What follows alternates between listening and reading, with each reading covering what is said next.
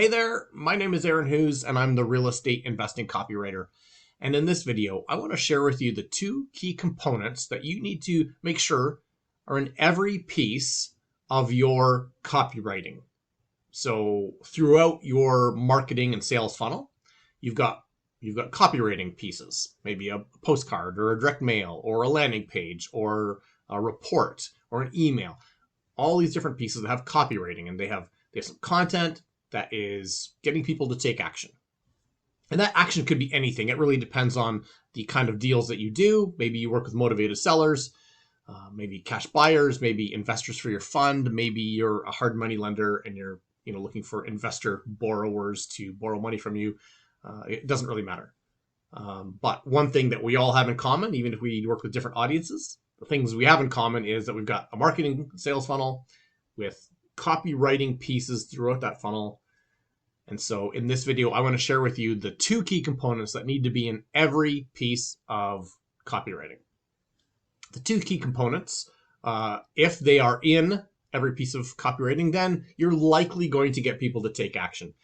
And if you are missing one of the pieces, one of the components, which is often the case, then you'll see fewer people taking action. But in this video, I'll share with you those two key components. Make sure they're in every piece of copywriting, and you will increase the likelihood that people will do a deal with you. So what are the two key components? Well, the first component is probably the more obvious one, and that is the reward that people get for taking action. What is the thing that they get? So, it's the benefits, right? And to use some sales language, it's the benefits that they receive when they move forward with you. So a motivated seller would get, a fast cash offer.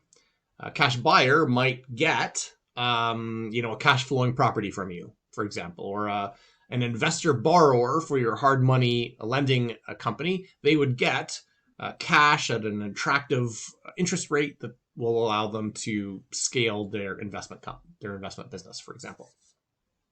And of course, it goes on and on. Whatever your audience will get, the benefits, also the features, just the things that they receive by taking action, right? The reward.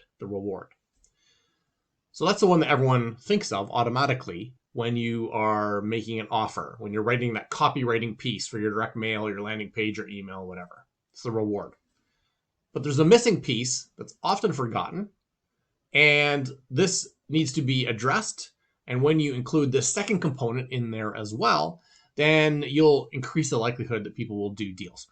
And that second component is addressing and minimizing risk. So you got the reward side of it, the thing that entices people to move forward. But they're often anchored and sort of held back from moving forward by this sense of risk. And people are scared. They don't want to lose something, right? They don't want to lose maybe their comfort or their money or their dreams. There's lots of different things they don't want to lose. Shame. They don't want to lose face in front of people. There's lots of things that people don't want to lose, and it holds them back from moving forward. So often real estate investors will have the reward, the enticing thing, and they're kind of pointing their copywriting at that reward, but they never address the risk side. And that risk side is like an anchor that holds back your audience. So you need to address the risk side of in your offer as well. You can do that in a number of ways. And I'm not going to get into really details here. And I'll give you a couple of examples.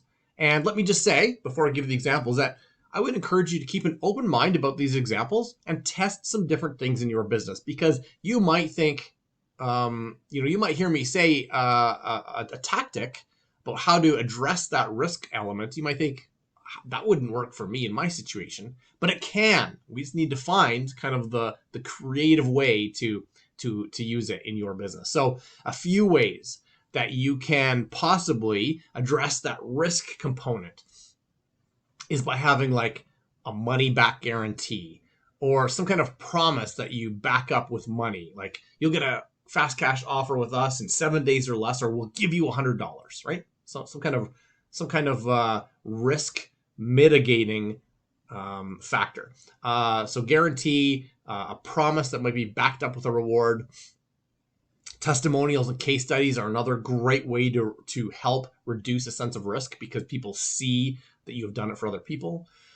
Reviews and sort of social media support, endorsements, that helps too because people see that other people are in the kind of the crowd who support and celebrate you.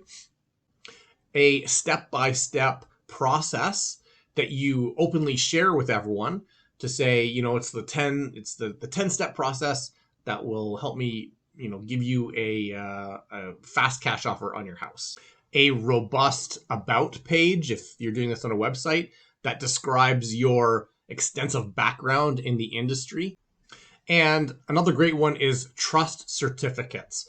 So those are little icons you could put on your website that show you have been certified in some way by some organization, depending on who you work with, but some kind of certification by some other third party that will help to show that you are not just some fly-by-night company, but that you are kind of part of a bigger organization or association or affiliation who accredits people.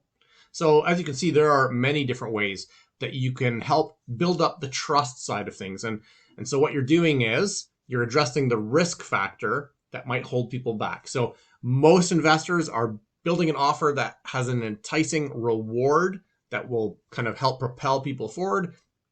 But not every investor has that risk factor that kind of can be an anchor and hold people back.